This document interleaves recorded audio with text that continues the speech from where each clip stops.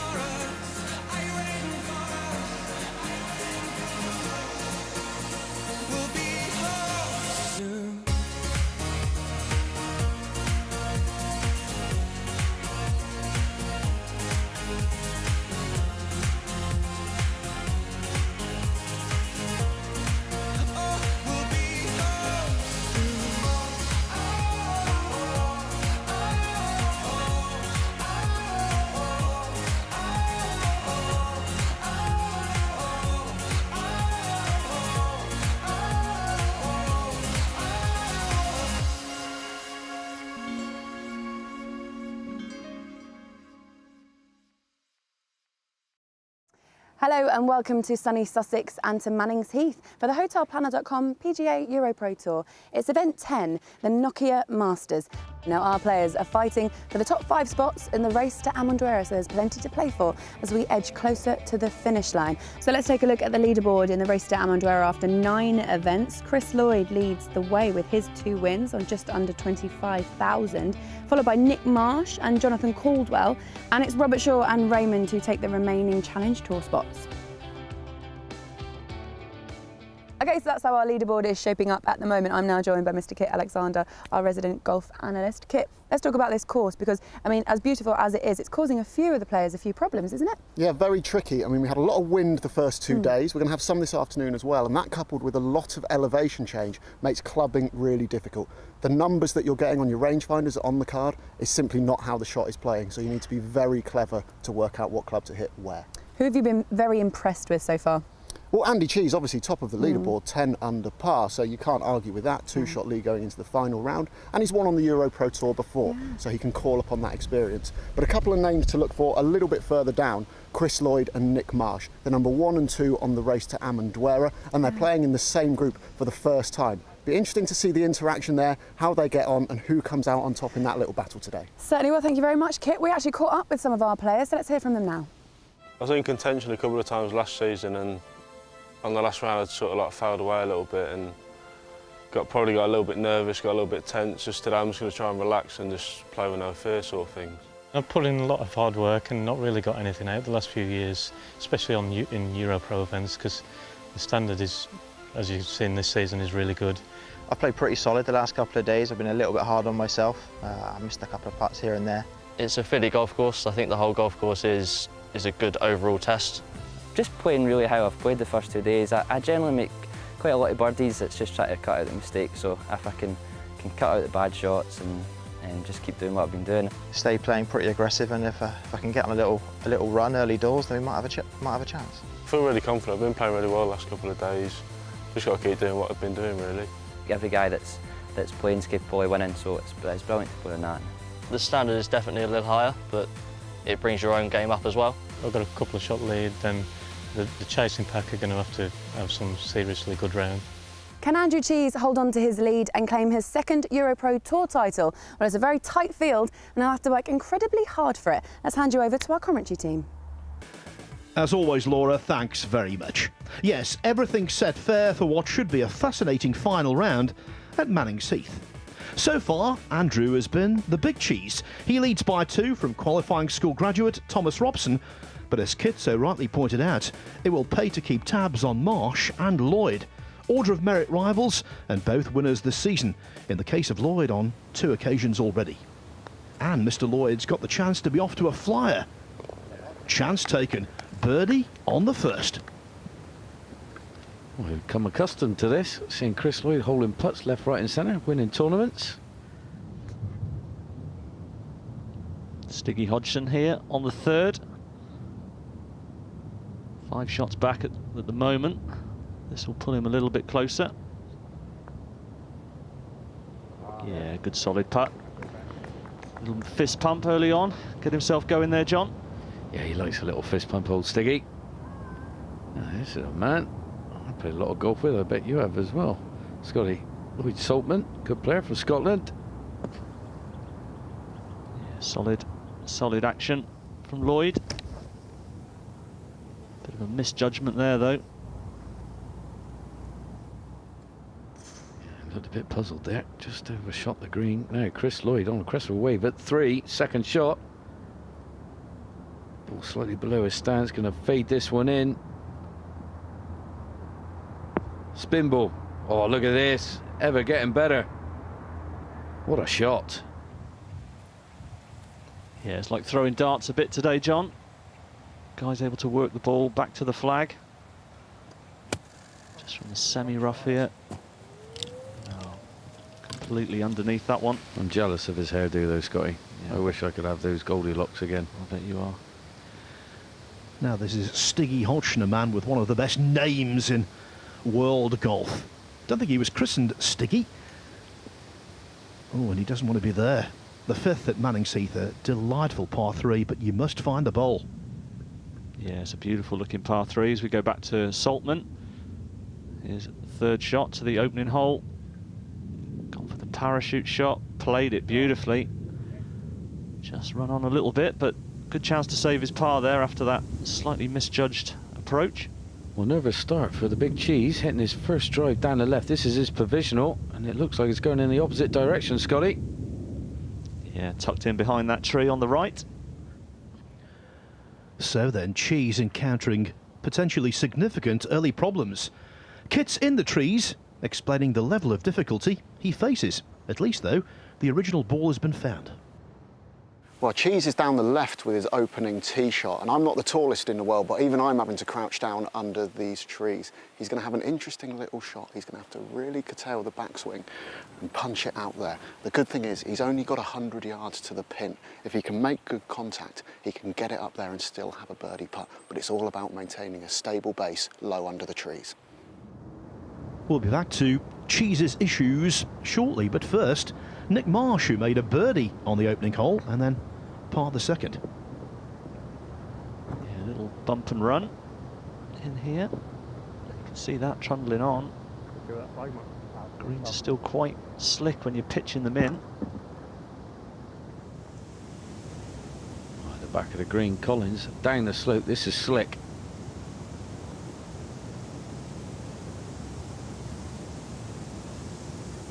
Whoa, ball, sit down, ball. Ooh, bit of meat left on that bone. Yeah, that one's for bogey. Now here's Hodgson. Ball well above his feet here, gripping down almost on the steel of the shaft. Yeah, good control there. Left it below the hole as well. He'll be pretty pleased with that when he gets up there. Well, indeed. Now we've seen a great shot from over the back. Lloyd, oh no, big block that was. Never in, up and out of that one very quickly for Lloyd. Yeah, not the start you're looking for. A lot of guys taking advantage of an opening birdie. Now here's Marsh on the 3rd for his par. Good 15, 16 feet here, a little from the right. Just hung it out there too much. His shot dropped. I've got to say, the greenkeepers have worked wonders out on this golf course. The rain that poured down early doors, they got it back in great shape. Miles Collins. There's a pitcher who plays for the New York Mets called Noah Syndergaard. They call him Thor. He throws the ball 100 miles an hour. He looks a lot like Miles Collins, but maybe he doesn't put like him. That was very good. Well, he's going to have to go hammer and tongue today. Genius, you boys. Now here's Lloydie. Another great birdie attempt. Yes. And I think everyone's got to be careful of Chris Lloyd today. Very, very confident at the moment. He is. Well, now here we are, the cheese. Now how low is he going to get, like Kit said? He'll have to swing round his body, dodge a couple of branches, or you could just see it catch it on the backswing there. But he's got it out and about. It'll be a little awkward up and down. We'll see here. I reckon just on the top of his backswing there, you're going to see it clip the tree. There it is. And that would have put him off just that little bit there, Scotty. Yeah, just distracted him a little bit. He's made good contact, obviously. Just trying to wrap it over a little bit from right to left. Just hung it out there, but not a bad place to be. Now here's Robson. His approach. Again, a little punchy one in. Yeah, judged it very well. Pin high, always good. Settles the nerves early doors, doesn't it? Nice Stiggy to save his par. Straight up the hill, dead centre. No messing around. I expect another fist pump if this goes in. No fist pump for Stiggy. What are you doing, mate? Come on, but oh no, there it is. Come on. Birdies on 2 and 3, and a clean card. No cheese. Just off the side of the green, almost pin high. Should work a little bit from right to left here. Delicate one. Judged that really nicely. I was going to say, actually, must fancy that one. He got ever so close. There we go. Look, have a nice little chat. Look at those scores they're having. Hey, crikey, he's just had 4 birdies in a row. He's a bit good, isn't he? But that's their conversation. Now Robson also for birdie on the first. Always nice to hole a putt like this. Yes, indeed. Fist pump on the first. And off and running. It's a beautiful day now. Course looks magnificent with the sunshine on it. Yes, and a magnificent start from Robson, halving Andrew Cheese's overnight lead. Tied third, Chris Lloyd and this man, Billy Spooner, who's coming off a birdie on the second. Yeah, putting from well off the green here. Don't know what the logic is in this. Is all the way uphill. Yeah, I'd have gone for a chip myself, but this is getting further away. Oh, he's ruined what he's done wrong there. As for Kit, he's a couple of holes ahead. Well, the first par 3 here is an absolute gem. The green is well below the level of the tee and cut into a lovely little bowl. It's 177 yards to the pin today, but it's actually only playing 161 yards thanks to that elevation change. Another challenge the players have to face, this tee is surrounded by trees. You can't really feel what the breeze is doing, but if you're clever, you'll have a little look over to the previous green to our left, see what the flag's doing there, and allow for that with your club selection and line off this tee. Not the lengthiest hole, but it's playing exactly a quarter of a stroke over par. Well, it's a very inviting tee shot, as we saw. As Kit said, playing 161. Beware of that wind. And take dead aim like that.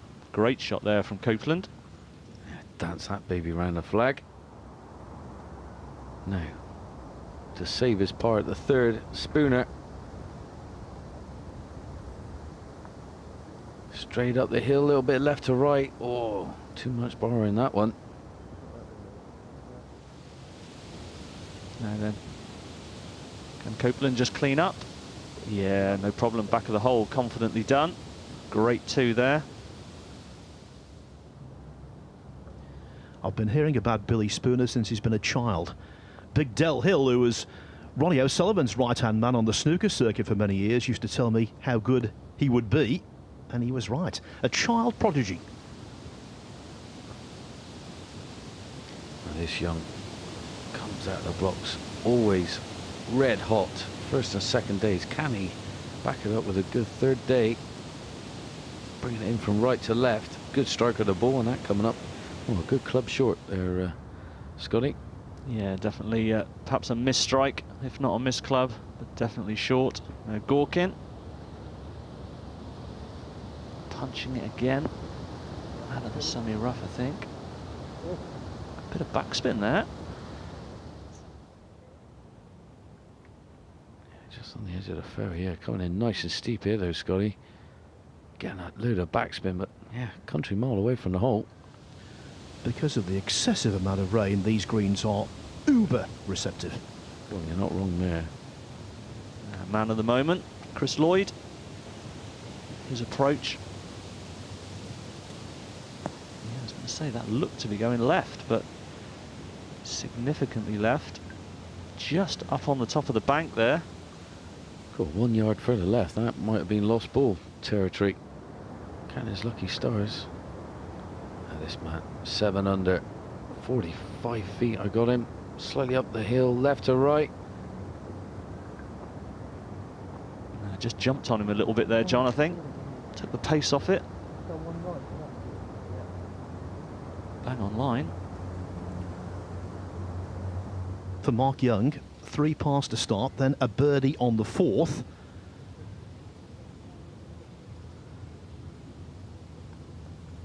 Oh, but that was a little ugly. Yeah, the guys are making hard work of this. What should be a relatively simple par 3 today. We go back to Gorkin to clean up for his part. Needs to put a confident bit of pace on this one, which he doesn't. Up and out of it. That's a drop shot from nowhere, really. The race to Amendoira #1 is Chris Lloyd, thanks to those victories at Montrose and Studley Wood. But to complete the hat-trick, he knows that, given course conditions, going low today is essential. The greens are so soft purely because of the rain we've had. So yeah, flying the ball correctly and obviously try and take as much spin off the ball as possible to try and get as close to the flags as we can. A lot of elevation change as well. How difficult does that make clubbing? It makes clubbing hard enough as it is, especially with the wind we've had this week. I mean, there's been a couple of times. I mean, there's a few holes that's like -25 off the tee, and then they've been playing into the wind, so it can be tricky at times. And with the wind in amongst the trees, it can be quite gusty. So again, you have to sort of take your chances when you get them, really, and just be patient. But I think, lads, it's fair to say this isn't a chance. No, I mean, the only thing he's got going for him is that the fact that the greens are so soft, he can play it a little bit more positively than normal. He's got it running like a putt. No, he hasn't. He hasn't. He has. Oh my goodness, what a 2. Well, he knows he got out of jail there. He'd have been very happy with the par when that tee shot was in the air, but what a birdie to make. Another one for Chris Lloyd. Feeling like $1 million, and of course, if he were to win 4 times on this tour this year, he would receive £250,000. That'd be a nice Christmas, wouldn't it? Yeah, that's a tremendous bonus on offer for the players. And Chris is well on his way towards it. Oh, look at that delay reaction in the spin, and that's ever getting closer. Oh, go on. Oh, that would have been amazing. I tell you what, that was banked out with crowds around the back of the green. They'd have been going absolutely ballistic. I was going to say, that is a real crowd pleaser when you get that much spin on the ball. Even if it doesn't head towards the pin, they go wild. But that was right on line. And here, long range attempt. It's tracking. Cool, that would have been some par, wouldn't it? A little fluff chip at the front of the greens calls that. No. Raymond, that's that wonder shot in here. Spinning it at least 30 feet. Oh. That would have been the icing on the cake if that one went in. He's from Corhampton Golf Club in Hampshire, which is a real breeding ground for talent. Bear in mind, it produced last year's amateur champion, Scott Gregory. So Andrew Cheese still hanging on to his lead, but now only 1 in front from 2 players, Robson and Lloyd. Spinner at the 5th, into the bowly green. Nice low ball flight required, I feel, on this one, but this one looks sky high. Up into the heavens, the wind can dictate this. It looks to be coming in right to left, and that's not bad at all. Looks like it's also plugged in its own pitch mark there. Yeah, we move across to number 6, and here is Hodgson. Second shot, left side of the fairway. Again, as John said, got to control your ball flight. And he's done that pretty well. Pin high is always good, as I say. Never too far away, and that's another chance for him. Now Spooner for his birdie. Yeah, a little left to right. That's a good one to pull back after the bogey early on.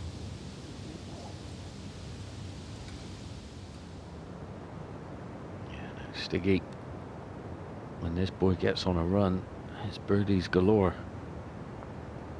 Can he slot this one in up the hill, off his left? Oh, didn't hit it, Stiggy.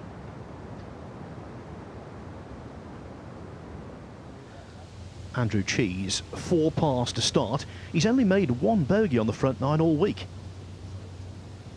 Yeah, that's very consistent play. Today is going to be a day of low scoring, we feel. With the greens just like targets. Ooh, half a club short there at least. Let's take a look at this swing. Good, solid backswing. Pretty simple. Yeah, back and through, not too much going on. That ball way above the stats for Dave Coupland here, at 500 at the 6th. Yeah, just gonna be careful not to get too much draw on these shots. Oh, what a golf shot. He'd have been aiming way right at the green to get that ball close. Very brave.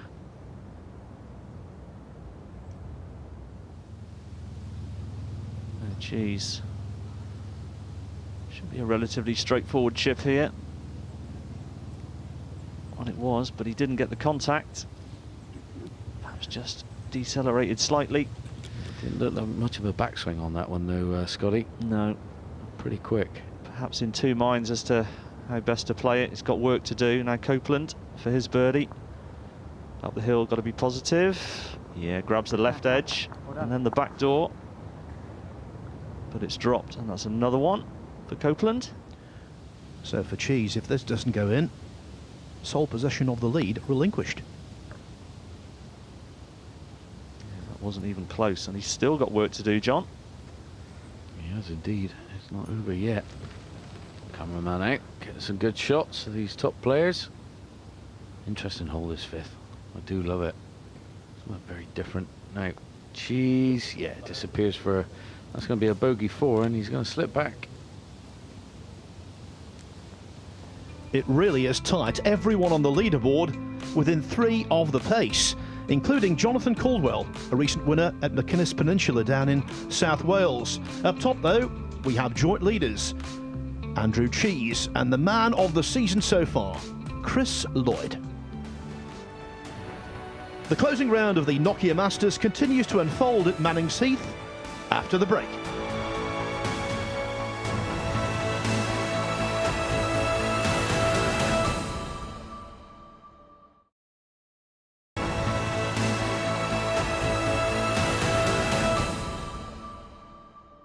Hello and welcome back to Mannings Heath Golf Club and Wine Estate. I am now joined by the General Manager, Mr. Adam Streeter.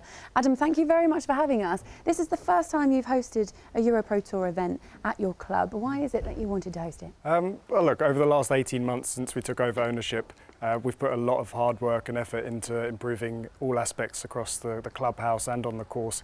And I think it's just the perfect way to showcase everything that we've been doing. What do you think of the standard of the golfers this week? Well, obviously, the standard of golf is just ridiculously high. But what's impressed me even more is the way that they're out there practicing hours and hours on the putting green, then up onto the driving range, then back to the putting green, and then then they're going to have their round and do the same all over again. And the weather that they had over the first couple of days, I mean, it was terrible, and that tests their mental strength, not just their golfing ability. So. Yeah. Now, for you guys, golf isn't your only passion; it's also wine, isn't it? Should we go and have a little look? Come on.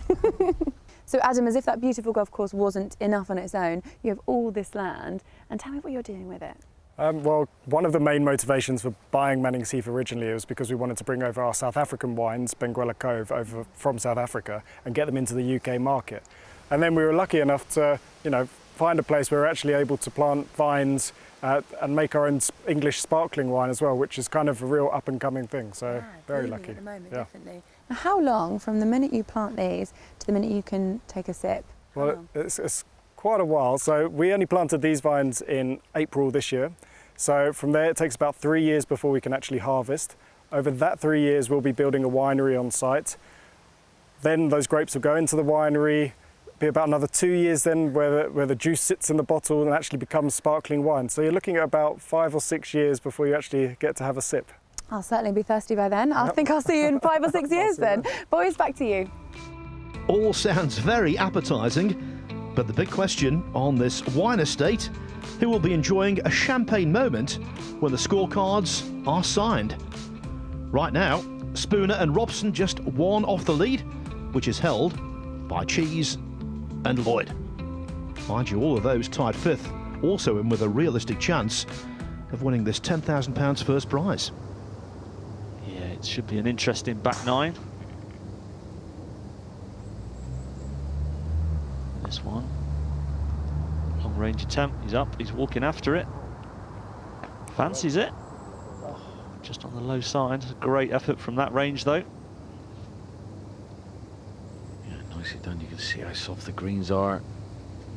She's walking there. It's like a bit of a sponge. So much rain falling.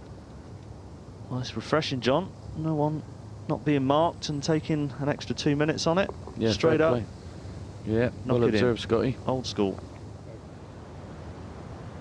Now, familiar position here. Everyone down on this left-hand side of this fairway is Chris now. Ball above his feet. Send it right edge of the green. Draw it back towards the pin. Has this got some spin? No, it's just staying up there, coming back on the slope. It's going to be another opportunity for Chris. Yeah, and just one back. He'll be feeling like he can put some real pressure on as we go to Caldwell. Yeah, Rory McIlroy's old ex-partner in the Walker Cup many moons ago. Yeah, solid player in good form at the moment as well. And that one just short and right. Not a bad spot though. I'm impressed with this lad, Marsh. Good player. Good head on young shoulders. Yeah, indeed. Playing a nice controlled shot in here by the look of it. Trying to take some spin off. Yeah, look at that. Beautiful, just using the slope there back to the flag. Now, one of those making a big move today is this man, Guy Woodman.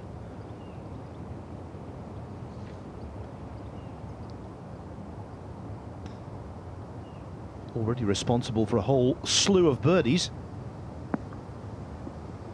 He played a bit of golf with Guy over the years. I'm sure Scott has as well. He's looked after himself, kept himself in good shape. Yeah, indeed he has. Always been a solid player. And he's on fire today as we go to Chris Lloyd. Can he get there? Yes, he can. Last breath. Last roll of the dice. Drops in. Till the words right out of my mouth, Scotty. That is top putt in there from Chris, and a man, well, you know, he's got one thing on his mind. Yeah, he's up tied with the lead now after that birdie. Tell you what, John, the conditions today are much better than when Jonathan Caldwell won down at McInnes Peninsula. They were awful, weren't they? Oh, not half. I mean, it's target golf out there for these lads today. I mean, like Kit was saying, just the breeze above the trees causing a bit of havoc for the players, but you can really take dead aim and they're spinning the ball like you wouldn't believe, so expect some low scores. Yeah, Marsh cleans up. The birdie there, great approach in. The birdies keep on rolling. And Lloyd up on top of the hill, staring down at the green. It's in a region of a nice pitching wedge, good yardage, 125 yards. Has this got the spin? It has. Get to the top of the hill. Oh, this is ever going to get closer. Oh, that's not bad. Coming in from the same direction Chris Lloyd was earlier.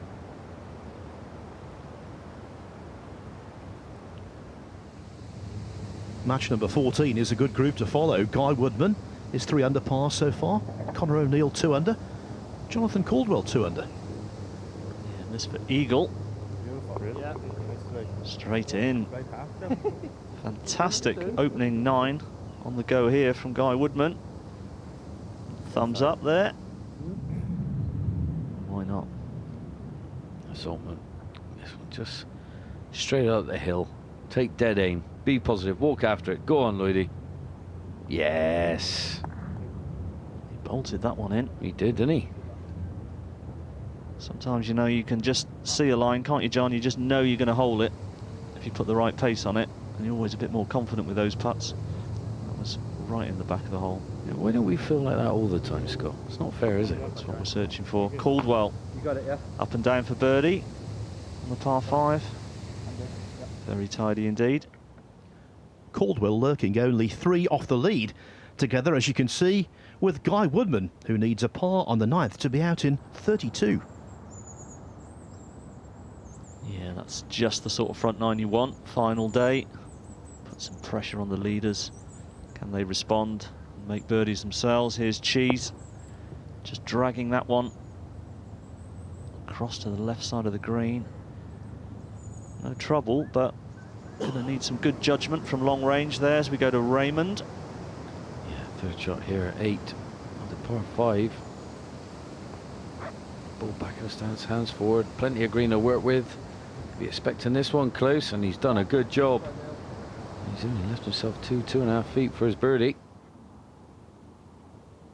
Spooner shouldn't have any issue with the trees here. Just found the right clearing for his approach. Yeah, another one firing at the pin. 431 yards, the 7th, the lengthiest par 4 on the front 9, and by average score, the most difficult. Really? Well, he's making mincemeat of it at the moment, as we see Raymond tapping in for his birdie. Nicely done.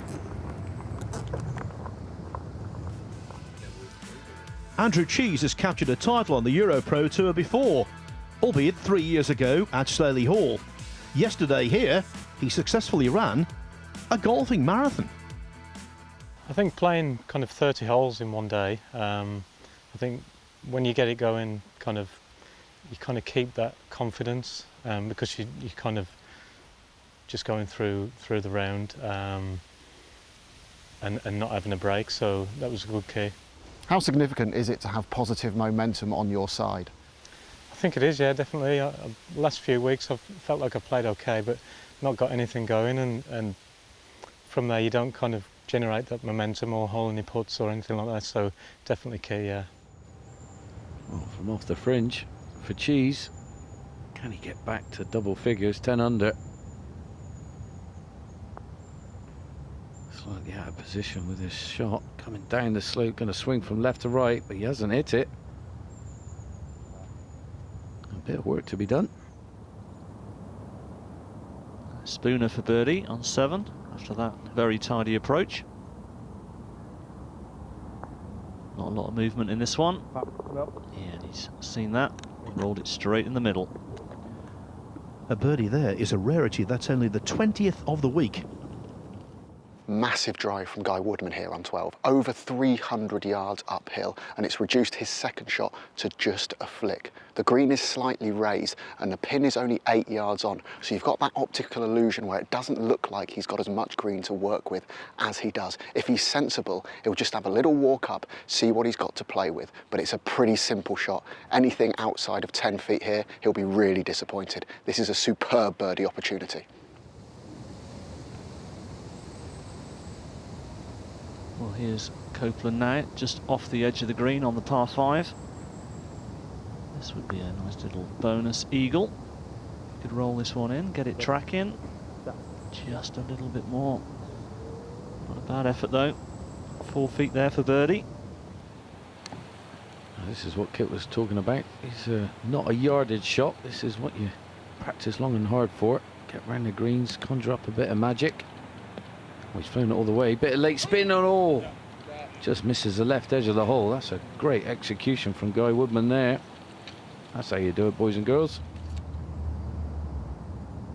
Yeah, that should move him even closer, should he hold that one. Same here for Copeland.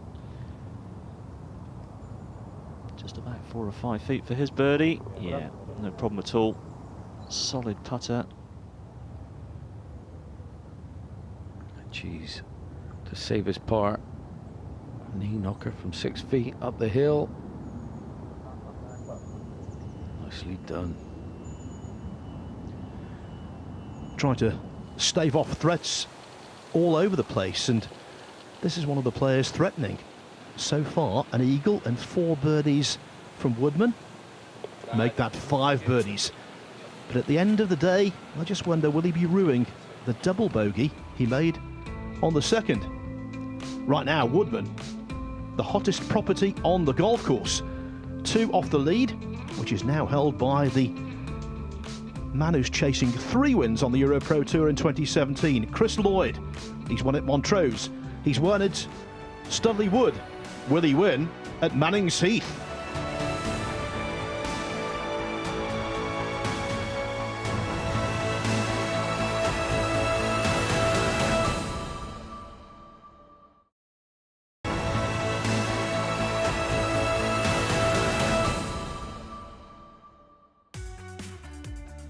Welcome back, everyone, to the Nokia Masters on the waterfall course here at magnificent Mannings Heath in Sussex, southern England. Chris Lloyd, 4 under par through 7 holes, chasing a hat-trick of wins on the EuroPro Tour this season, one ahead of Billy Spooner, and the 36-hole leader, Andrew Cheese, who's yet to make a birdie today, 1 over for his personal card. Here is Lloyd, par 5, 3rd shot. These are the holes you really want to take advantage of on a day like this, and he's left himself some work to be done there. Long range bunker shot, not always easy.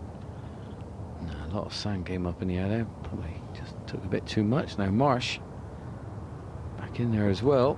That's a lot of sand as well to boot, but he's got some hang time, and that's a great shot.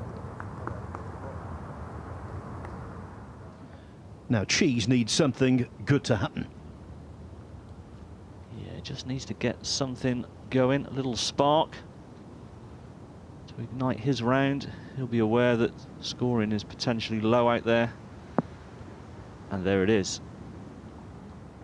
That should be the shot that gets him going, we hope. The golfing equivalent of jump leads. Love it. Come on, Lloydie. Right, here we go.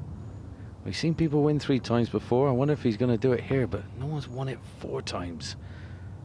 This is why this money's up for grabs. He is putting the lights out. He's playing some phenomenal golf. Yeah, he must feel like Mr. Invincible at the moment.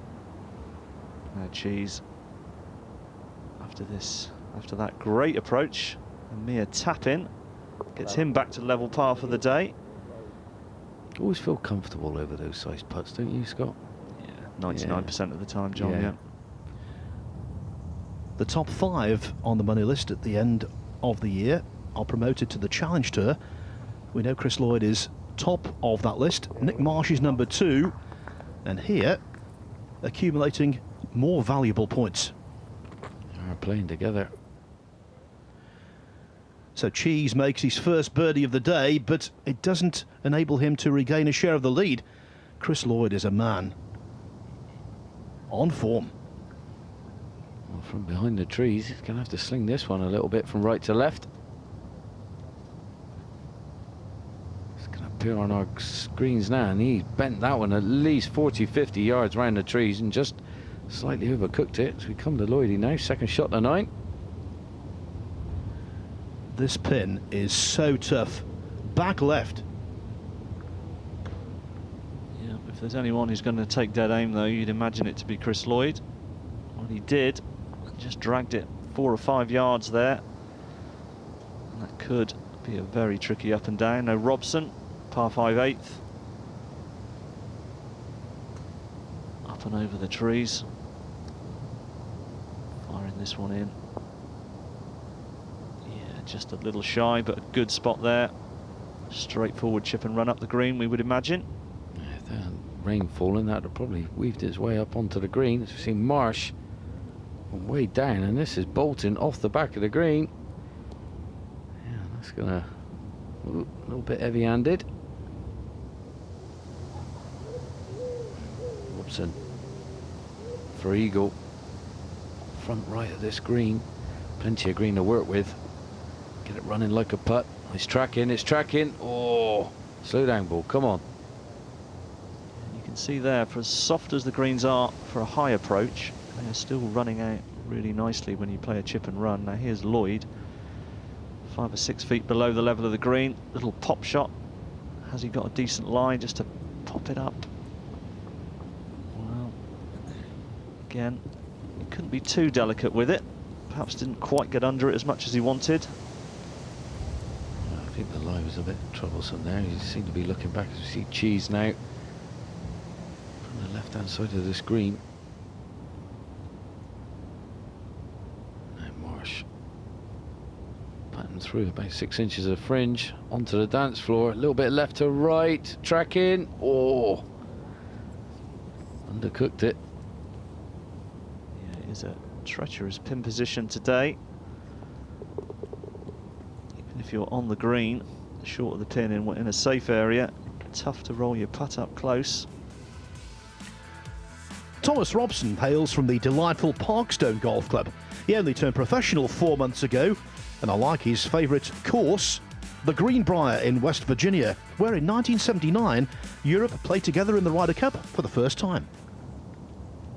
The fountain of all knowledge here. Now then, the chip slid past, but the putt goes in the middle. Very well done. He's like going, that's how you do it, love. There we go. Nice little friendly fist pump. Now, Lloydie, to save his par at 9, would have got a good read off Marsh. Knows how much it's going to break. Oh, still went pretty straight at it.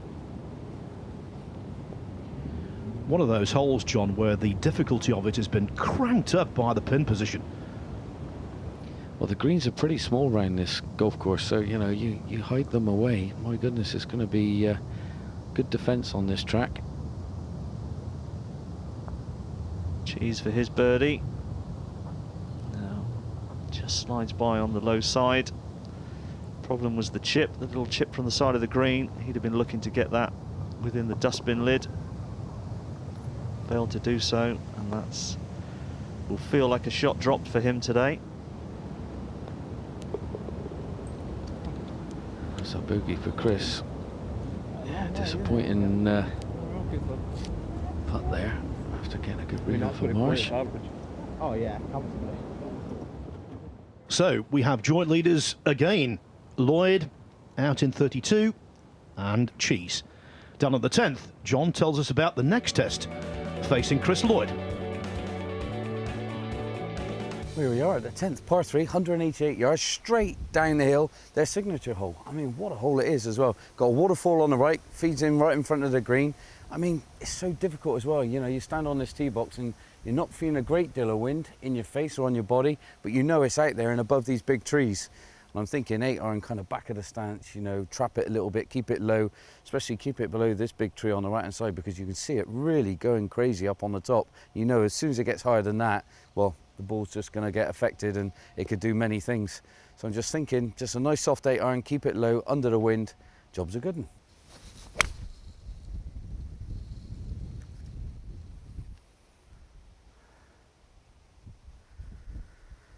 Dance floor. There we go. What a par 3. Love it. Scott, that was Hogan-esque. The cap, not the swing. Yeah, majestic cap there. Johnny boy, good choice. Good wardrobe selection. Thanks, man. I'm going to tie-dye it tomorrow. Now, Lloydie looks to be feeding out to the right. That's a long way from the hole. Robson just one back. Second to the 9th. Big old divot come up there. It was a monster, wasn't it? Hopefully it was after the ball. Oh, yeah. Stay there. Stay there. Feeding back down. That is going to be a tricky, tricky 2-putt, as we've seen already today. And look at that. It's going to go to the fringe. Would you chip that shot or would you put it? That's the thing. As we see Cheese now, second shot. Or as we don't see him, as the case may be. Yeah, just seen his head pop up. That's about it. Like you're saying, look at this one zipping off the front of the green. Yeah, proving very, very tricky for all groups today. Yeah, hard to judge your distances when the green's so high above you. As you see Lloyd now, it's a good 40, 45 feet. Coming off his right-hand side. Got a bit of pace. Got a bit of pace.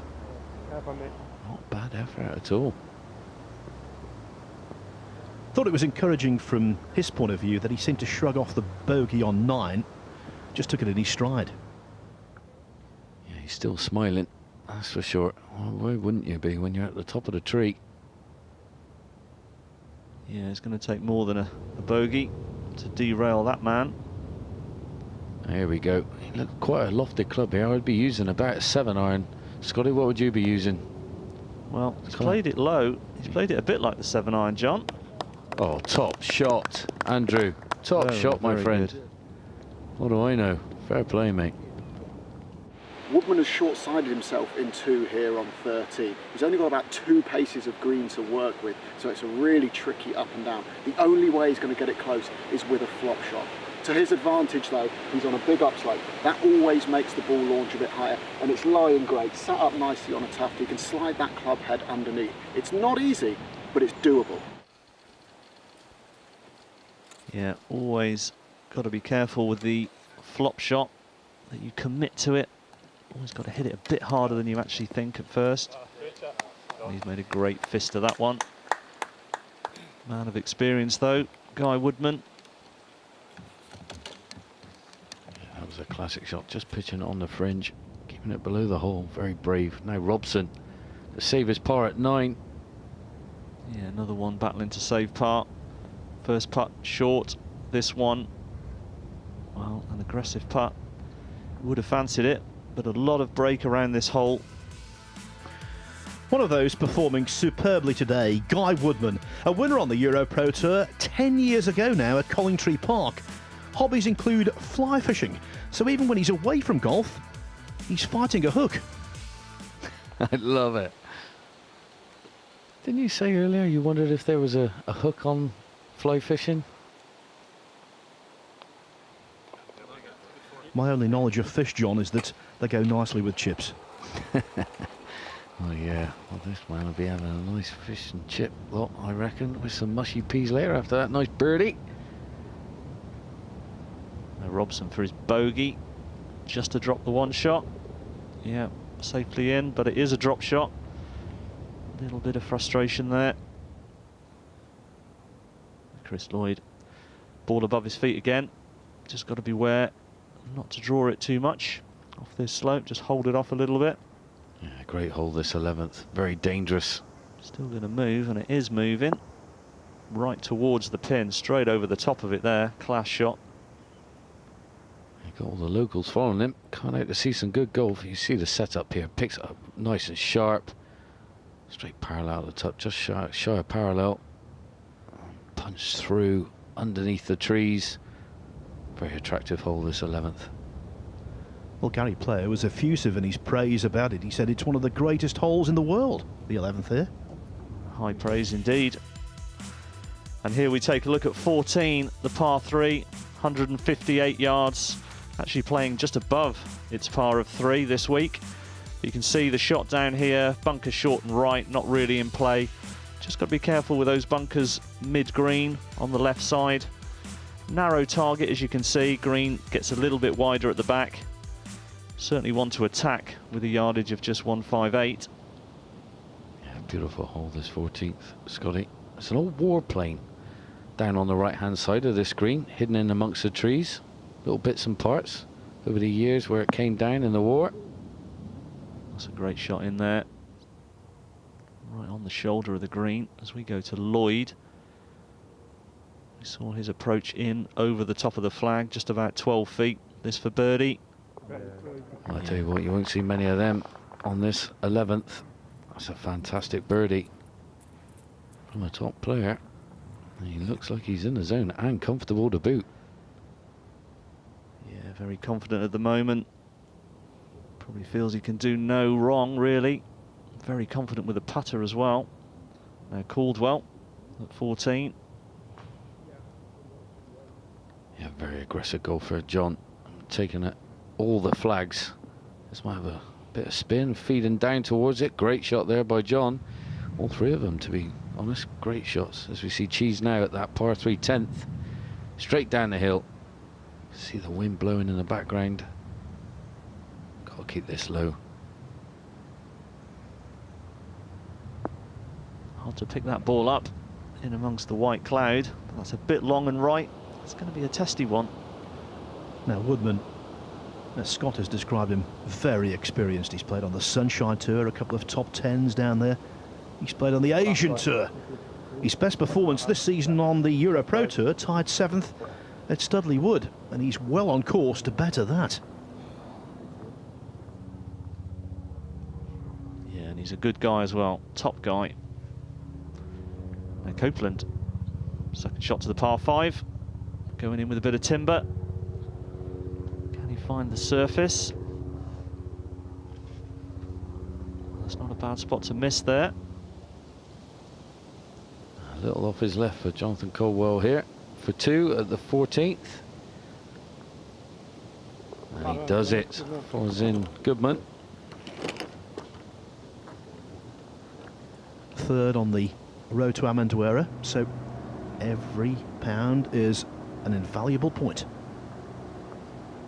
Now from distance, Andrew Cheese. Oh, he hasn't. Oh, no. I thought I was going in there for a minute. Got a little bit of work to be done there, Scotty. As we look at the par 4 15th, just 251 yards today. Very, very short par 4. You can see some row of trees down the right. Gets a little bit narrow. Bunker short of the green there, about 25 yards short. And just the bunker left and right, guarding a narrowish front piece of the green. Again, a hole where it widens at the back. Here's Caldwell with his second shot. Coming out of the wispy stuff. Oh, he dug deep there, didn't he? Come down very sharp on the back of the ball. Couldn't have been a great lie.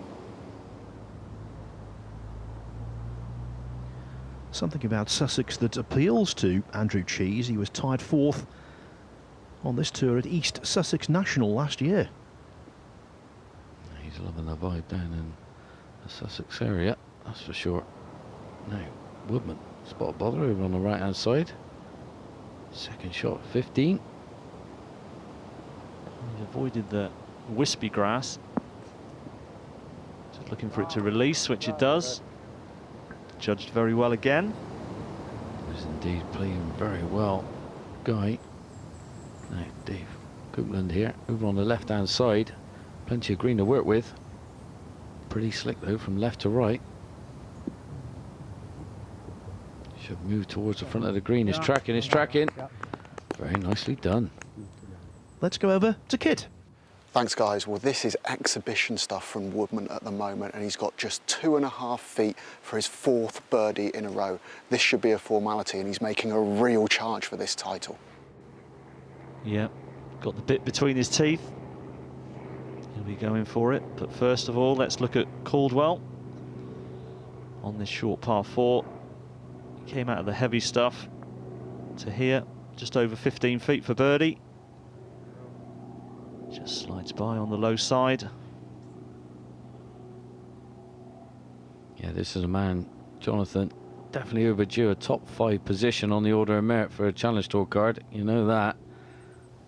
Been there or thereabouts for a couple of years now. As we see, Dave just should be a formality, this one. For birdie at 13. Yep, no problemo. Back to Woodman.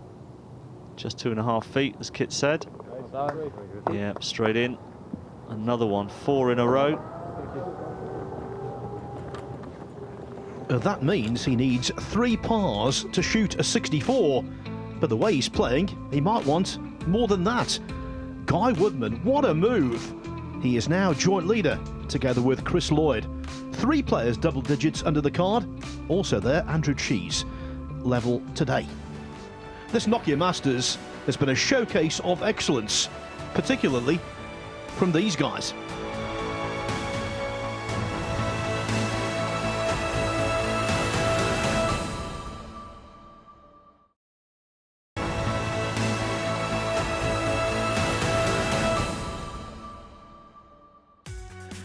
The Nokia Masters at Mannings Heath is the 10th event on the 2017 EuroPro Tour schedule, and in terms of standard, one of the best. What a battle is taking place here in Sussex. Guy Woodman and Chris Lloyd are joint leaders, 11 under par, 5 under and 8 under respectively today. But now Woodman has to tackle the 16th hole at 466 yards, comfortably the lengthiest par 4 on this course. Yeah, and it starts really with a sloping fairway from left to right, Phil. 466, like you said, par 4, over the par this week. Obviously, trouble all the way down the left-hand side. The kind of bailout zone is down the right. Bunker and a couple of trees and a little grass bunker kind of coming into play, but the second shot is what it's all about. Kind of feeds in from the left-hand side, real long, narrow green, and really is essential just to find a putting surface. And if you can get away with a par on this one, well, count your lucky stars. It's a tough baby. Well, Woodman will be looking to get away with his par. This is his third shot to the par 4. Just a wedge. He's been pretty tight with these shots. Well, the line was good. A little bit short though, work to do for his part. And with a big finish, don't quite discount Dave Coupland yet. Wedge 9-iron into 14.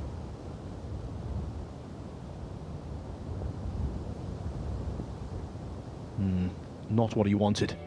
Now back on 13, here's the hole guide from John. There's 2 par 5s on this back 9, and this is the first of them, 509 yards, the 13th. The tee box is way up high. You come straight down into the low level right here on the fairway. Obviously trees lurking on the left, thick Bondi on the right hand side, just dispersed a little bit. But the second shot, I think this can really fool you, because obviously it's playing at least probably 2-3 clubs more, just because of the big bank that you've got to go up and get onto a very small plateau with a little bunker just lurking just short and right. Now, I know if I'm short in 2, I can chip and putt for my birdie. I'd rather that than being long in the Bondi and then rack up a 6 or a 7. Just don't want that. I mean, the ground now, as we can see, is being really wet, so the ball isn't going to feed back to you. Now go, ball. See, that's got to be short. If that gets up, it's deceived me. Oh, it has got up. I hit the right club. Well, tell you what, I was never going long with it. That was a perler. I'll take it. I'm sitting in the commentary box with the former PGA champion and John Morgan. I've got a massive inferiority complex. I don't know what to say there, Phil. We're in awe of your career record in your job. Here, here. Will that? No, didn't quite bounce up enough, but as John said, just short is a good place to be for a simple up and down. Caldwell, he's just missed the fringe, just in the slightly fluffy stuff. But he knows how to play them. Oh, he's played it very well, Scotty. Nicely done there. As we're going to see Dave now coming over another bunker. Not much green to work with. Lucky for him, the greens are nice and soft to carry the first one, and that is well executed. I think that's the best he could hope for. Now we've got Woodman here. Yeah, he's had such a blistering round. This to keep the momentum.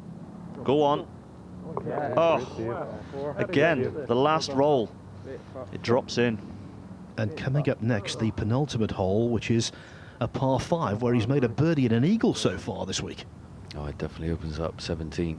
Good chances for these lads now. Lloyd at 13. Just showing, like you said, Scott, nice opportunity here to get this one in for eagle. But now he's left himself with a bit of work to be done for a birdie. Yeah, it just popped up on him there. A bit softer than he was expecting. Caldwell, 2 feet, no problem, saves par.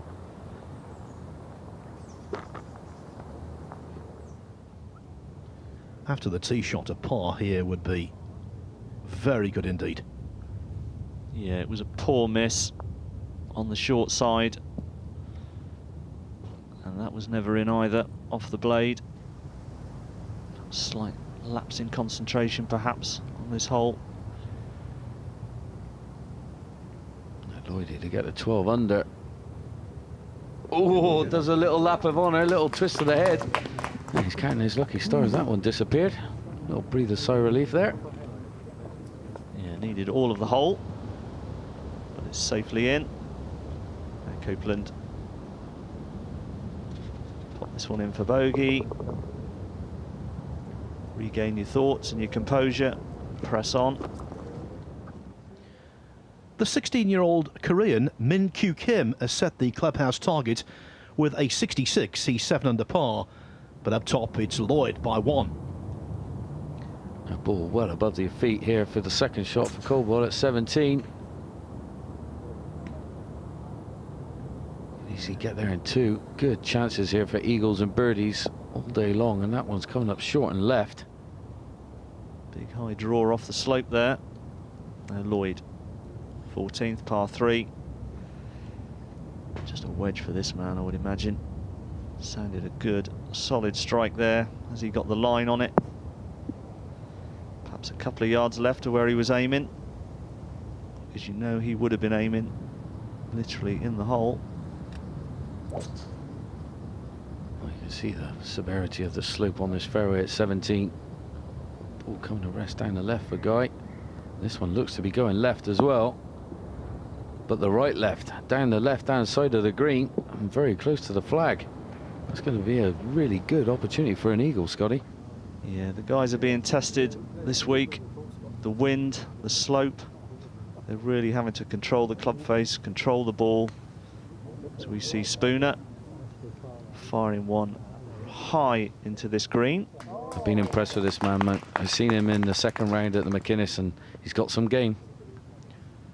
Kit is with Woodman.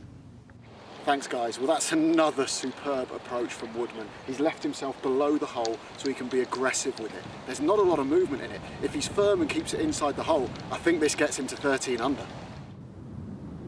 Well, that would be a tremendous score. He will still be going, even if he makes that one, as we see Caldwell splashing out of the bunker on the par 5. Don't think he had a great lie there. No, he looks a bit puzzled there. So you see the greenkeepers looking on, seeing how the players are taking on their golf course. Down the hill for Chris for a 2 at 14. He might need this one. This is huge. Oh, and it grabs the lip again. That's 2 on the bounce. Oh, it's incredible. They are dropping for him, no doubt. Good putts. Just catching the edges, but they're going down. Yeah, the man is in the zone.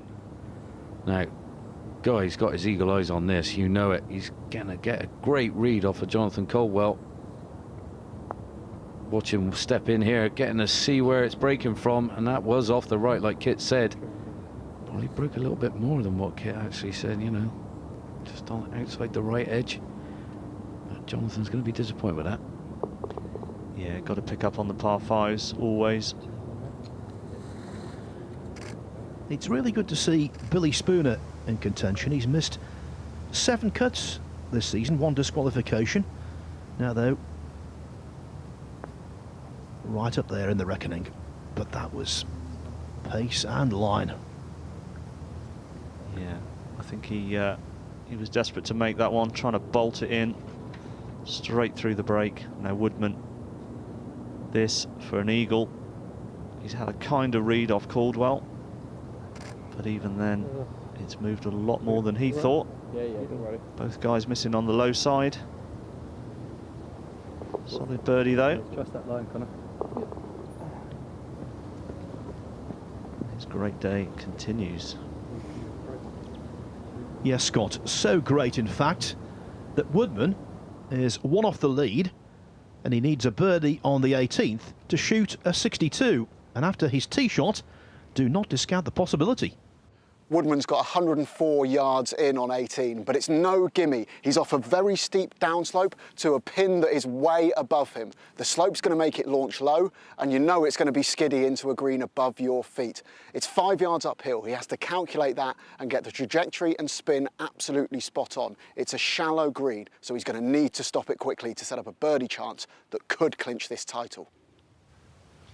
Well, here we go. Kit. Woodman with his second shot, just hanging on the fairway. Good yardage, like you said. Now, can he control that spin? Can he get that yardage? Oh, it's a good first bounce. Stay there. Oh, no, and there's that delay reaction on the spin, and that's feeding all the way to the front of the green. Do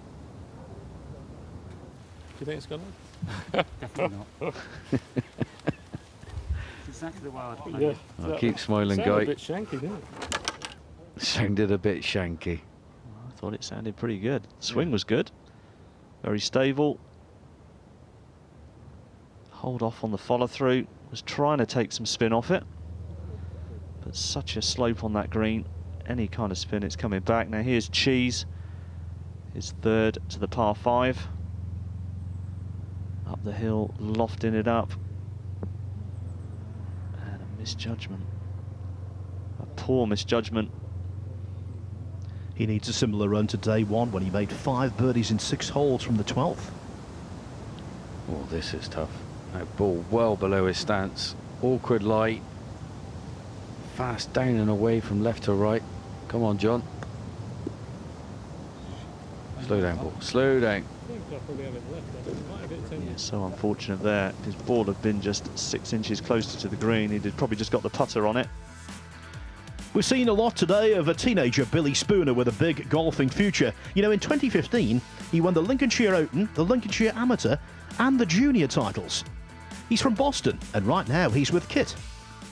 What is it that's really clicked for you this week? I first been on the range a couple of days ago in the practice round and just been hitting it really, really solid. I haven't really been missing many fairways, not missing many greens, but hopefully I'll just get the putter going a bit more today. Well, here is Spooner for his birdie. Up the hill, little right to left. Yeah, well done.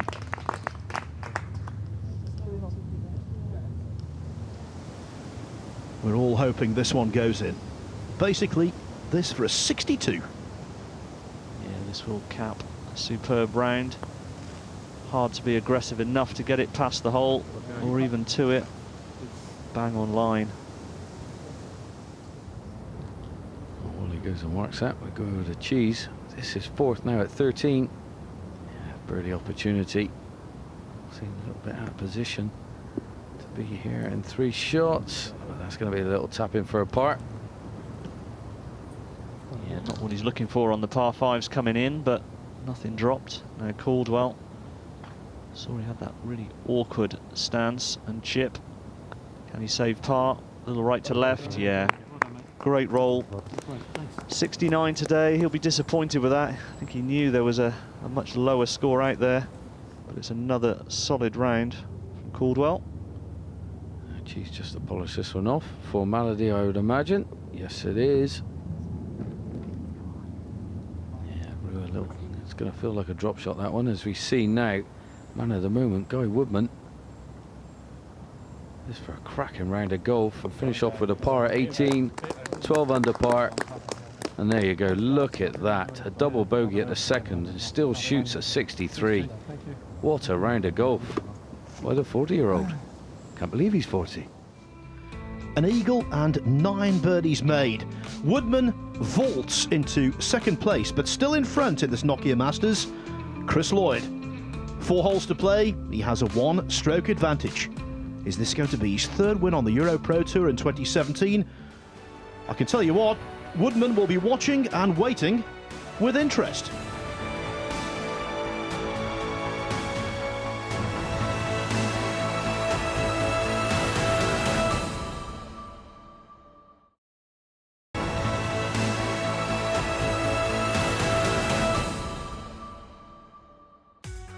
Some of the golf today at Mannings Heath has been magical, particularly from Guy Woodman, sitting in the clubhouse, no doubt very proud of himself after a round of 63. Currently, he's in second place, 1 shot behind Chris Lloyd, going well himself. 7 under for 14 holes, 13 under, and looking for that hat-trick of EuroPro Tour titles this campaign. And you know how fate works in strange ways. Back in February, he was second in the Dimension Data event on the Sunshine Tour. The winner, Paul Lawrie, was invited to this week's WGC Bridgestone Invitational. And yet here's Chris. And in the end, he could be better off by being at Mannings Heath. Oh, he so could be. You never know, that 3rd title. And then he's going for the 4th, the one and only, for $250,000. Now, Spooner. Out the bunker, 1 leg out of it. He's played a good shot. Slow down a little bit. Yeah, another player to short side himself in those nasty little bunkers. Now here is Lloyd. Yeah, this could open the gap. Scotty. Yeah, you would fancy him to make it the way he's been putting. But there's a little bit of movement. The pace was good, just slightly misjudged. Moved a little bit more than he thought, but he's still in control. He's still got that lead. But of course, because of the financial stakes involved for him personally, there's an argument to say he's playing under more pressure than the rest of them. Oh yeah, I mean, crikey, when you're playing for that amount of money, the possibilities, what doors it can open for you. As we see Spooner coming off the right for par. Yes! Gets it, little clench of the fist there. He's definitely happy with that. Yeah, that was a good save. Don't want to be having to save on holes like this where you're only hitting a very, very short iron in. So we go to Raymond. His approach to 18, John. We know this one is tricky to get it close. Yeah, we've seen Guy attempt to get it right up by the stick and, well, zipped it straight back off the green. Now Raymond, can he control the spin? Well, he got it to about 12, 15 feet there, and look at this, just not stopping on him. Calm down, ball, give him a break. Whew, when it comes to rest. No cheese on the 14th, par 3. Can he put together a little flurry of birdies in the final stretch? Let's see what he's got here. Short iron in, just misses the shoulder. Would have kicked it towards the flag there had it been 4 or 5 yards shorter. Now for Spooner, Scott, this looks really nasty. Yeah, he's up under the face, 1 foot out of the bunker, trying to blast it. We know where John is, on the 14th. We're at the 14th, beautiful par 3, this 14th, it really is. I mean, you can just see it. It's a tight target, real small green though. I mean, it's very narrow, very small, and it's quaint. It's so breezy. I mean, down here, again, I think this is the biggest key this golf course has. You know, the tee boxes are kind of hidden back in trees and you can't feel the breeze until you've put the ball up above them, and then it's going to cause havoc for your shot. Don't want it going above the trees. Seen a couple of guys come in, hitting these shots, taking it above the trees, and it is playing havoc with the ball. Now, nice and easy, helps you hit the ball lower, less spin as well. That helps the ball go lower and also cut through the breeze, which is what you want on a hole like this. Now, this is more of a feel shot. This ain't a shot you kind of practice, but this is one that you really need. Now, I got it more central in my stance. I'm going to have the hands a lot more forward, and I'm just going to be really concentrating on turning my hips through the shot and extending my hands through. And I tell you what, I'll probably end up finishing like that. I really will, because I want that low penetrating ball flight, nice and easy.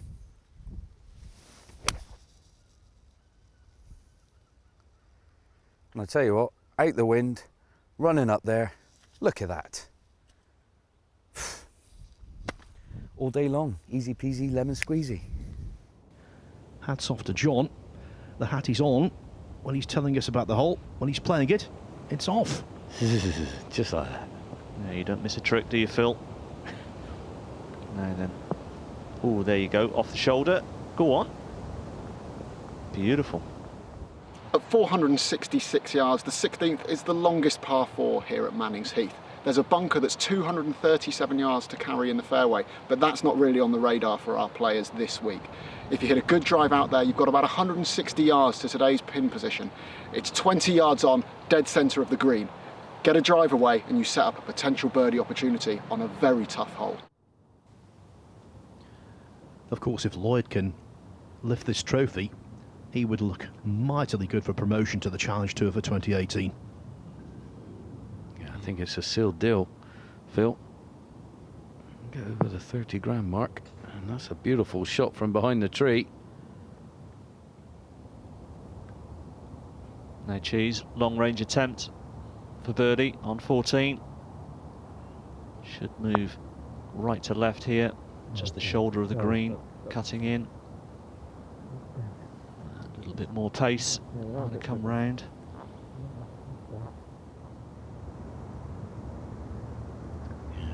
After that bunker shot, going too far, he's left himself with this Spooner. Needs to release, and he hasn't got it. Just a little bit soft where that landed, and looks a little bit dejected there, as you can see. A little bit puzzled why that didn't roll out nicely for him. No need for Neil Raymond to be dejected, though. He came into the tournament 5th on the money list, so he's looking good for promotion. And this week's result will do him no harm whatsoever. Yeah, real solid performance. Little bit of work to do there. Very hard to get that putt up to the hole, as we've seen. Now Robson, class tee shot, 2 feet, rolls him in, birdie.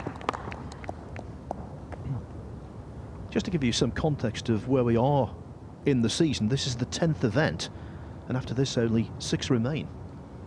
Yeah, not many more now. They got to grab points as they can. Points mean prizes. Spooner, well, let him one slip there.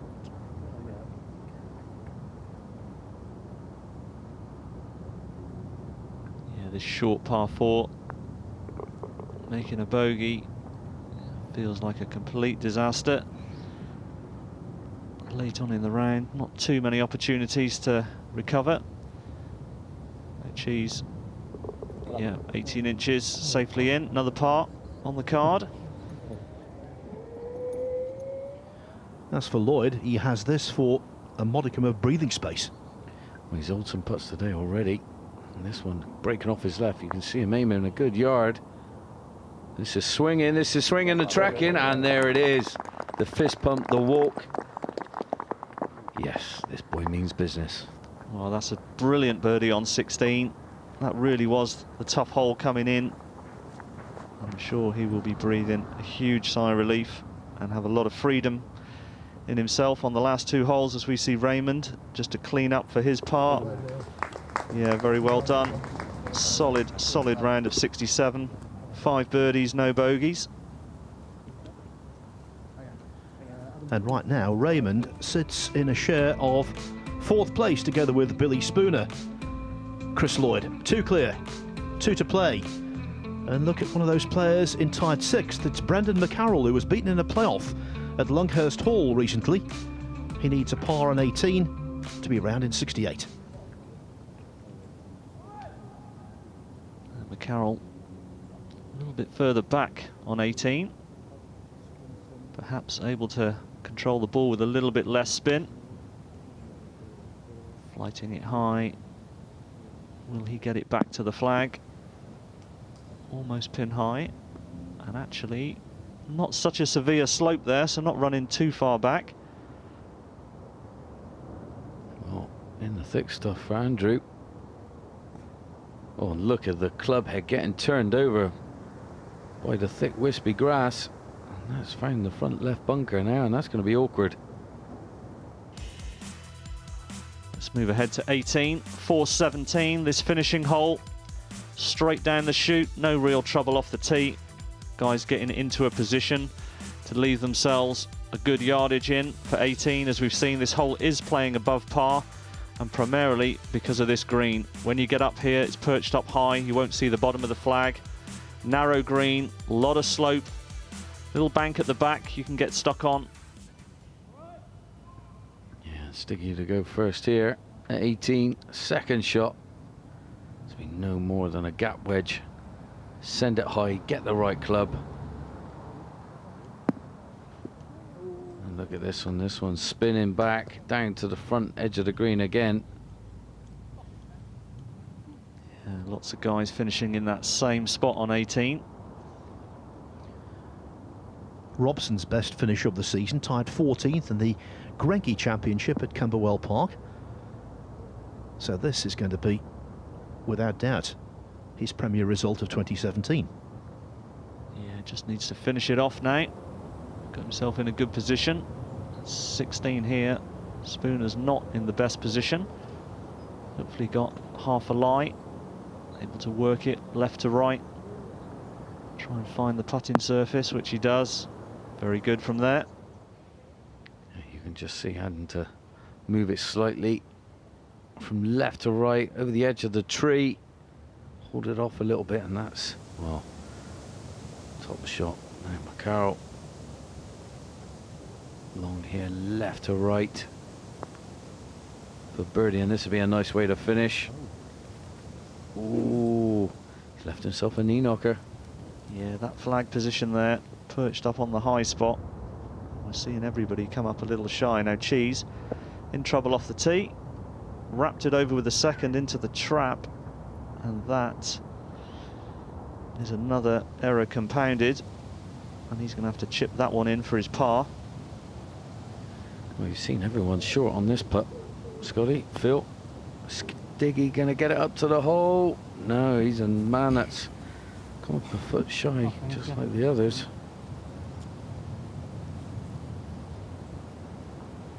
He's going to go and knock this one in. No marking, no messing around. I like seeing this. You just see that there. Nice 69, 2 drop shots. A nice day at the office, but you got to shoot low round here, and he knows it. Now I'm going to make a confident prediction here. Cheese's 4th shot on 15 will be better than his 3rd. Yeah, I think you might be right there, my friend. Just down the slope. A little bit heavy-handed. Oh, I don't know. He's not going to be happy with that. Yeah, looking at disgust down at the ground there, Scotty. Yeah, it's all unravelling on that hole. Not good at all. Now, this one for par. Yeah, 4 foot, confidently in for McCarroll. Look at that, 2 eagles on the back 9. And he made one yesterday on the 6th, popped in his 2nd shot from the fairway. Oh, fair play. The eagle man. Now Robson for his par.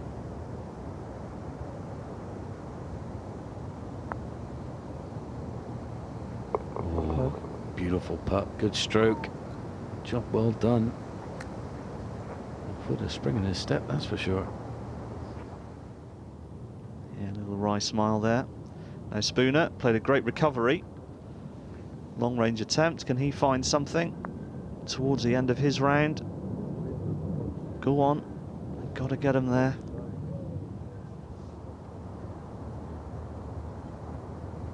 This will be a hole to forget. Hopefully he can hold this, limit the damage for a bogey.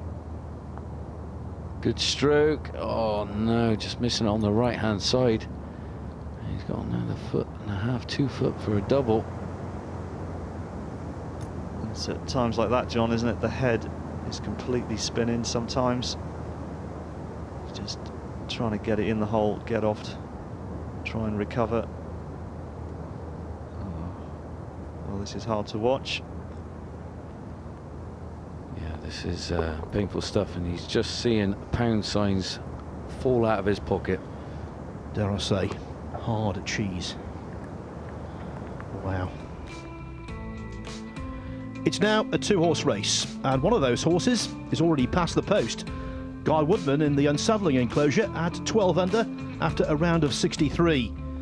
He's 2 behind Chris Lloyd, who has 2 holes to play in this Nokia Masters. His fate very much in his own hands.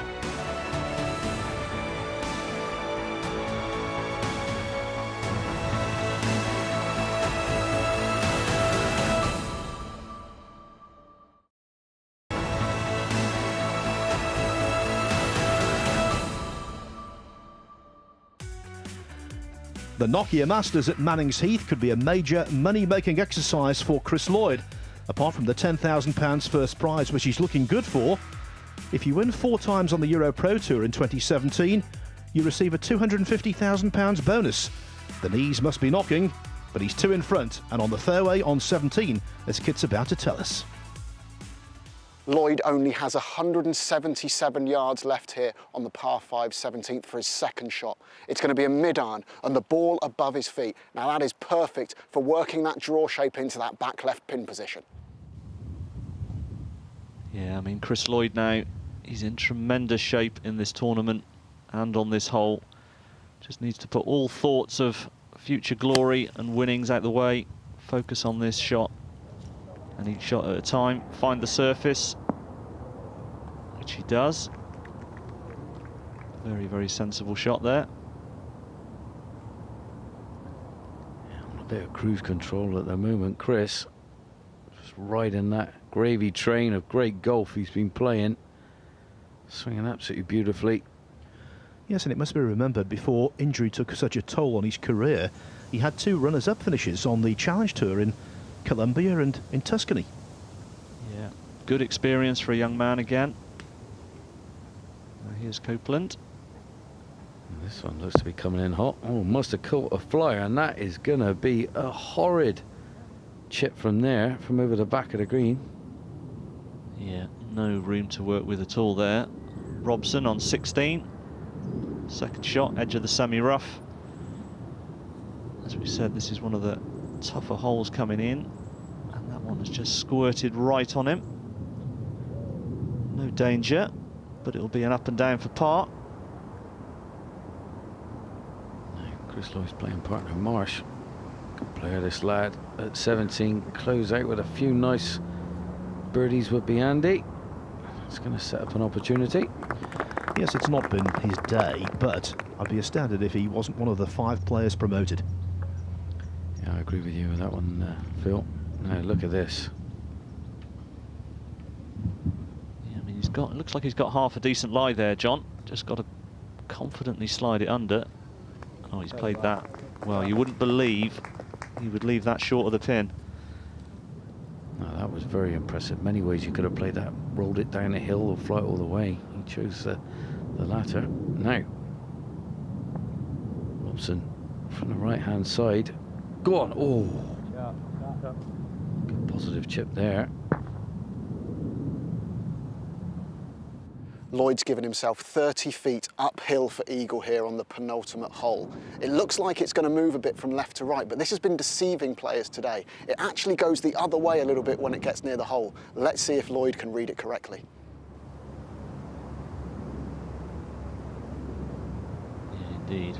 Here is that eagle attempt. I fancy him to have a run at this one, John. Yeah, no fear in Chris at the moment. As you can see, that catching him out, started it left of the hole like Kit said, but deceived, actually goes the other way. Yeah, a little bit short on pace as well. That was really surprising. I thought he would be going for the big glory putt there. After the 7, the triple bogey on 15, Cheese for par at 16. Well, that showed an awful lot of character. It did indeed, and he need that. I mean, he's still going to be ruined the mistake on the previous hole. Going to be very gutted, but that will ease the pain a little bit. Coupland, great little chip down. Can he finish it off? Oh, look at the break on that one. Even hitting it as aggressive as he did, it still moved quite a bit. Now Marsh. It's for birdie. From the right. Yeah, grabs the right edge. Read it well. Coupland with still a little bit of work to be done. He knows this is going to move quite rapidly off the right, but he holds it nonetheless. And around there, not dissimilar to the terrain here, up and down. Roller coaster stuff. 5 bogeys, but more than offset by 7 birdies. Yeah, we cut to Lloyd for his birdie. 3 feet, slightly up the hill. Positive roll.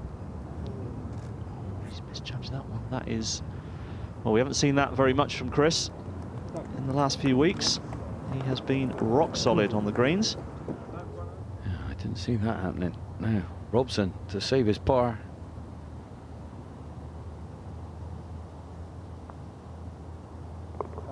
Nice stroke in the zone.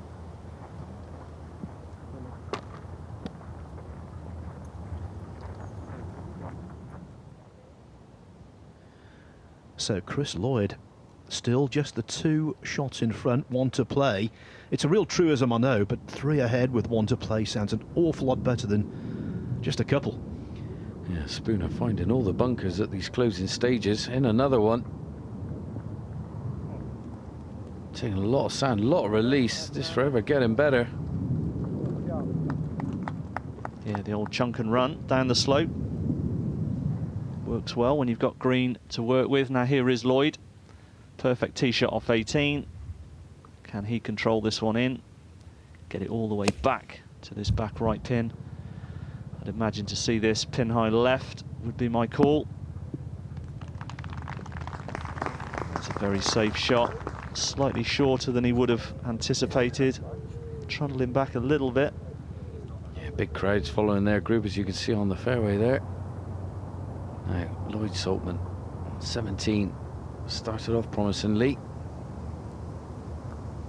Just faltered a little bit. Now, can he? Oh no, he can't get one back. Saltman, -6 where he started the day. Now from Lloyd Saltman to our leader, Chris Lloyd. Here's Kit.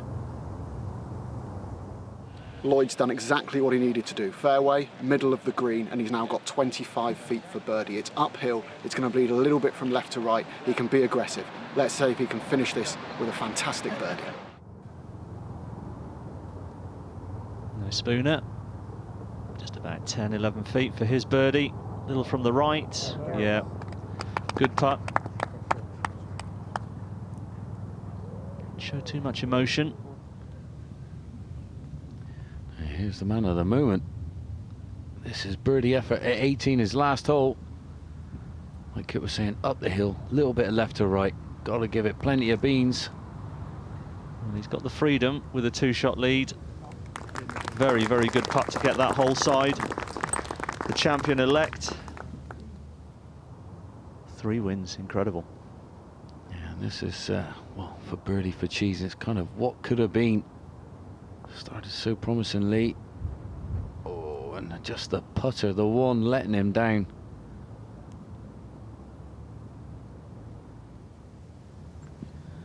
And on the 18th, Marsh costing himself some ranking points. This for bogey. Yeah, around a 71 there. 5 bogeys today has cost him. It's a solid week, but he would have been looking for lower than 71 today, especially playing with Chris Lloyd showing him the way round. Yeah, Robson, 6-footer in. And here's the man of the moment, Lloydie. 14 under, and what a round of golf that is. All the rest, just the one drop shot at 9, and that's a great 64. And well, that's got to be your 3-time winner already. You called him John, man of the moment. He's man of the season, undoubtedly. Yeah, completely in control of this EuroPro Tour season, Chris Lloyd. And I tell you what, the next time he gets in contention to win that 4th title and that huge bonus, we are really going to see his mettle, I think. Yeah, it's been one of those days for Billy Spooner, up and down, bit like a yo-yo, just got in a few bunker shots and found it a bit tough to get him out. That's a good round of 17, finish at 9 under. I gotta admit, there's going to be a lot of partying going up in Brizzle with Chris Lloyd after that. Another win to make it 3. For Thomas Robson, very different emotions. A bogey on the last. Nevertheless, he has to take the positives. Even though it's a round of 73, that's going to be his best result on this tour this year. Yeah, got to take the positives, move forward. That's what this man needs to do. Played some great golf, but today just didn't happen for him. And that costly triple bogey on the back 9 for Andrew Cheese. Disappointing 75. So Cheese started the day as the leader. He ends it in a logjam for 6th. But there's no doubt who's going to take home the silverware after a round of 64. That man, Chris Lloyd. Chris, you've just won the Nokia Masters. How are you feeling? Delighted, relieved and delighted. I mean, it was just a very exciting day, really. I got off to, like I said to you this morning, if I got off to a kick start, I might have a chance. So yeah, just so happy. 64, that's some final round. What was the key to it for you? The putter. My 2 previous wins, the putter won me the tournament. I've had a couple of sort of an iffy month with the putter. I've chopped and changed, and then yeah, this week I put the Old Faithful back in the bag, and it certainly did the trick today. I did the EuroPro Q School at the start of the year. I didn't know what to expect, so I've just entered a few local to me. I want to go for my card at the end of the year on the European Tour, so I'm trying to stay competitive as I can, and this is only my 3rd start, and to finish 2nd in 3 starts, I'm over the moon. And of course, 3 wins now this season, £250,000 for 4. You're 1 away. That's just got very real, hasn't it? It has got very real. I'm going to play next week. I'm going to miss Caversham. I've been struggling with an old wrist injury, so I actually had an injection about 3 weeks ago. So I've been battling that a little bit. So yeah, I'll play the last 4 and then the Tour Champs as well. So I've got 1 in 5 chance of winning 250. So I like my odds. The full extent of Chris Lloyd's domination is graphically underlined by the updated Race to Amendoira. The Bristolian has pretty much nailed down promotion to the Challenge Tour for 2018, with Nick Marsh also sitting pretty. Yes, Lloyd was dialed in again at the Nokia Masters. Now he goes jackpot chasing. And on this form, a life-changing amount of money could be banked. The final word at Mannings Heath goes to Kit. Well, what an incredible finish to the Nokia Masters here at Mannings Heath. Chris Lloyd showed his class to come through the field with a closing 64. He's now 3/4 of the way to the 4 wins that would earn him £250,000. Please join us next week from Wychwood Park to see if he can complete that incredible story.